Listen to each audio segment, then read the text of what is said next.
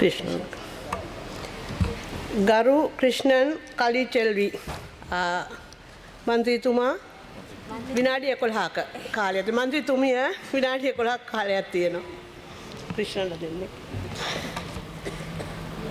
ගරු නියෝජ්‍ය කාරක සභා සභාපතිතුමියනි, දැන් මෙච්චර වෙලා අපි පාර්ලිමේන්තුවේ ඉඳිද්දී අපි බලාගෙන හිටියේ මේ විපක්ෂයේ අය හරියට කෑ ගහනවා, එක ඒවා කියනවා, කතා කරනවා, රිලව් ගැනත් කතා කරනවා. මම හිතන්නේ මේ විපක්ෂයේ අය ඔච්චර කෑ ගහන්නේ කරන්නේ දැන් අවුරුදු 76ක් තිස්සේ මේ රට පාලනය කරලා මේ රට බංකොලොත් තත්ත්වයට පත් කරපු මේ කට්ටිය දැන් කෑ ගහනවා රිලව් සංගණනය ගැන. ඇත්තටම නියෝජ්‍ය කාරක සභා සභාපතිතුමියනි, ඔය කුෂිකර්ම අමාත්‍යාංශයේ තාම අපි රිලව් විතරයි සංගණනය කරලා තියෙන්නේ. තව සත්තු වර්ග ගොඩාක් ඉන්නවා. ඒ සංගණනය කරනකොට මම හිතන්නේ මේ විපක්ෂයේ ඉන්න ඔය කෑ ගහන කියවන පිරිසත් සමහර වෙලාවට ඒ සංගණනයට අහු වෙයි කියලා. ඉතින් මම හිතන්නේ අපි මාතෘකාව කතා කරගෙන යමු කියලා.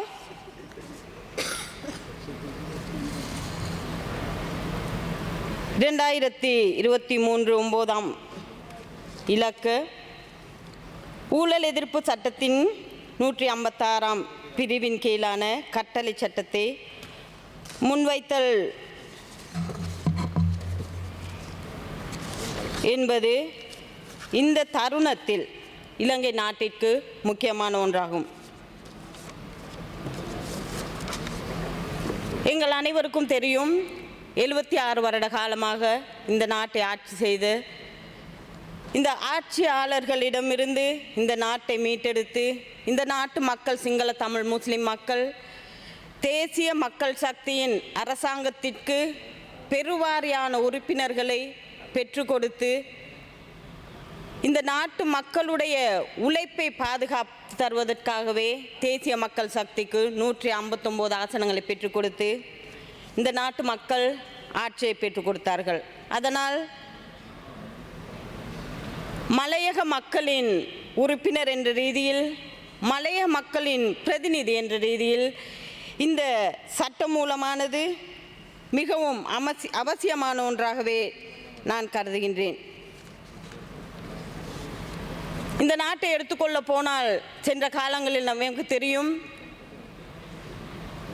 எந்த துறையை எடுத்துக்கொண்டாலும், எந்த நிறுவனத்தை எடுத்துக்கொண்டாலும், அது பாடசாலைகள் முதல் பாராளுமன்றம் வரையிலும் ஊழல் ஊழல் ஊழல் ஊழல் என்ற ஒன்றை நாம் காதில் கேட்டுக்கொண்டிருந்தோம்.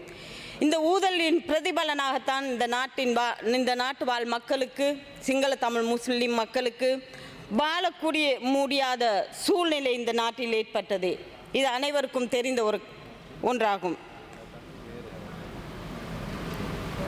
சாதாரண நிறுவனங்கள் மாத்திரமல்ல, விசேடமாக இந்த நாட்டில் மக்கள் ஏழைகளாகவும் மக்களை ஆட்சி செய்த அரசியல்வாதிகள் பணக்காரர்களாகவும் ஆவதற்கு இந்த ஊழல் மோசடியே முக்கியமான காரணமாக இருந்தது.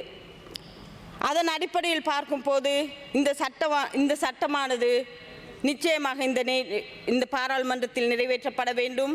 அதேபோல் உழைக்கும் மக்களின் பணத்தை சூறையாடிய இந்த ஊழல்வாதிகளுக்கு சரியான தண்டனை பெற்றுக் கொடுக்கப்பட வேண்டும். எதிர்க்கட்சியில் உள்ளவர்கள் கூக்குரல் இட்டுக் கொண்டிருக்கின்றார்கள் தான் தெரியும். இந்த சட்டம் இந்த பாராளுமன்றத்தில் அமுலாக்கப்பட்டு நடைமுறைப்படுத்தப்படும் பட்சத்தில் நான் நினைக்கின்றேன், இந்த எதிர்க்கட்சியில் அமர்ந்திருக்கின்ற அநேகமானோர்கள் அந்த எங்களது சட்டத்துறை அமைச்சருக்கு ஜம்பர் உடுத்துவதாக கூறிய அனைவரும் கூட சில வேளைகளில் ஜம்பர் உடுத்தி கொண்டு சிறை கூடுகளில் இருக்க வேண்டி வரும். ஏனென்று கேட்டால், எந்த துறைகளை எடுத்துக்கொள்ள போனாலும் மக்களது வேலைகளை செய்யும் போது, பாதைகள் புனரமைக்கப்படும் போது, அது மாத்திரமல்ல, மக்களுக்கு தேவையான சகல அபிவிருத்தி வேலைகளையும் செய்யும் போது நாம் இது கண்கூடாக பார்த்ததொன்றுதான் மக்களின் பணத்தை தன்வசப்படுத்தி கொண்டு சூறையாடி கொண்டு வாழ்க்கை நடத்தி கொண்டிருந்தவர்கள் தான் எதிர்க்கட்சியில் உள்ளவர்கள். எங்கள் எல்லோருக்கும் தெரியும், இன்று கூக்குரலிடும் இந்த எதிர்க்கட்சியில் உள்ள உறுப்பினர்கள் இந்த மாதிரியான ஒரு முக்கியமான ஒரு பிரேரணை இந்த சபைக்கு வைக்கும் போது அநேகமானோர் இந்த சபையில் இல்லை. ஆனால் தேசிய மக்கள் சக்தி அரசாங்கம் வந்தது வேறு எதற்காகவும் அல்ல, லஞ்சம் ஊழல் போன்ற இந்த மக்களின் பணத்தை சூறையாடிய இவர்களுக்கு சரியான தண்டனையை பெற்றுக் கொடுப்பதற்கு. மக்களது எதிர்பார்ப்பு இருந்தது. மக்கள் 75 வருடங்களுக்கு பிறகு தேசிய மக்கள் சக்தி அரசாங்கத்தை கொண்டு வர வேண்டும் என்று தீர்மானிப்பவர்களாக இருந்தால் அதற்கு பிரதான காரணம்தான் இந்த நாட்டில் ஊழல் மோசடி என்பது. இது எல்லோருக்கும் நன்றாக தெரியும். இன்றும் கூட நாங்கள் வீதிகளில் செல்லும் போது மக்கள் எங்களிடம் கேட்கின்றார்கள், என்ன மேடம் இன்னும் திருடர்களை பிடிக்கலையா, உள்ளுக்கு போடலையா, அவர்களுக்கு தண்டனை கொடுக்கலையா என்று. அவர்களுக்கு நாங்கள் சொல்லும் பதில்தான் உண்மையிலேயே மக்களின் பணத்தை சூறையாடிய ஒவ்வொருவரும் எதிர்காலத்தில் சட்டத்தின் முன் நிறுத்தப்பட வேண்டும். இதற்கு முக்கியமான ஒரு திட்டம் தான் இந்த ஊழல் ஒழிப்பு சட்டமூலம். இதை கட்டாயம் அமுல்படுத்த வேண்டும். இதில் இந்த நாட்டில் வாழும் சகல மக்களினதும் உரிமைகளை பாதுகாக்கப்பட வேண்டும். அந்த பாதுகாக்கப்பட வேண்டிய ஒன்று மக்களது சொத்துக்களை பாதுகாக்க வேண்டும், மக்களின் உழைப்பை பாதுகாக்க வேண்டும். அதற்கு முக்கியமான ஒரு சட்டம் மூலம்தான் இந்த ஊழல் எதிர்ப்பு சட்டம். இதை நடைமுறைப்படுத்த வேண்டும் என்ற ஒரு நல்லதோர் செயல் திட்டத்திற்காகவே மக்கள் எங்களை தெரிவு செய்து அனுப்பியுள்ளார்கள்.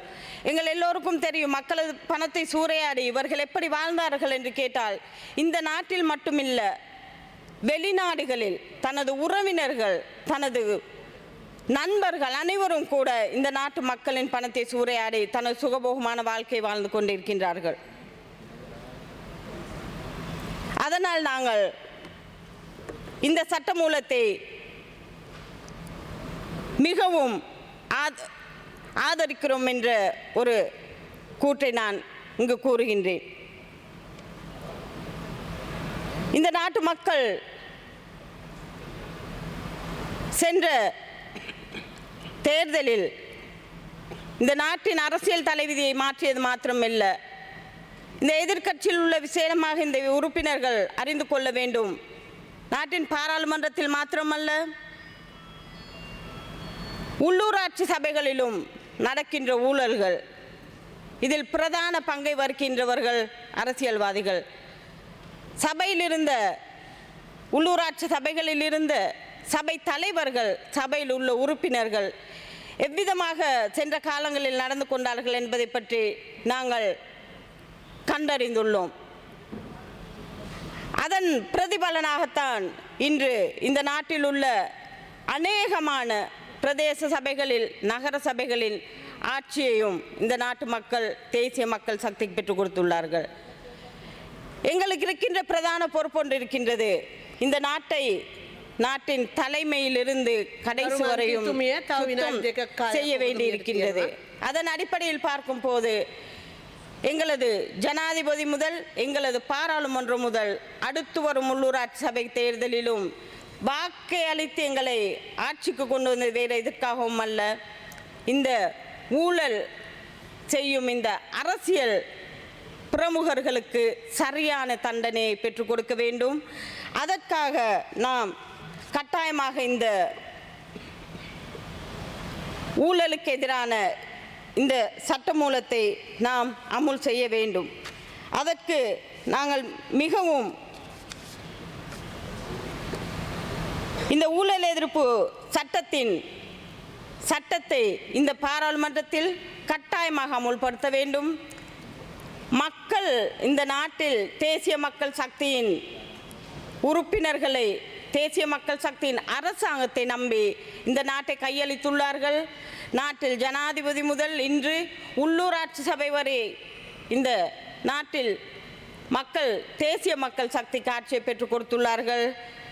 மக்களின் பணத்தை சூறையாடிய அவர்கள் யாராயிருந்தாலும் கட்டாயமாக அவர்களுக்கான தண்டனையை பெற்றுக் கொடுப்பதற்கு இந்த சட்டம் மூலம் கட்டாயமாக அமுல்படுத்த வேண்டும், இந்த பாராளுமன்றத்தில் அமுல்படுத்த வேண்டும். அதேபோல் மக்களின் பணத்தை சூறையாடிய அனைவருக்கும் சரியான தண்டனையை பெற்றுக் கொடுக்க வேண்டும்.